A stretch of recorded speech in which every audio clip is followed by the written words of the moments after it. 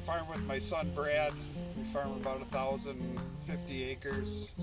We're in Swanton and Berkey, 2 different addresses.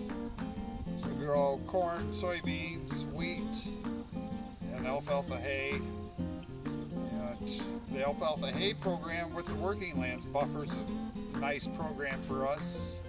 You can get conservation and you get to utilize the ground. I like that a lot better than not being able to get any income off it.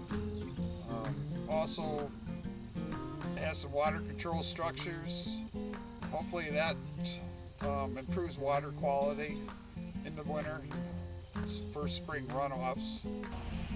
I think there's a concerted effort by farmers in the watershed. If they're not, they will be, either by voluntary or it's going to be regulated at some point, and we don't want to go there.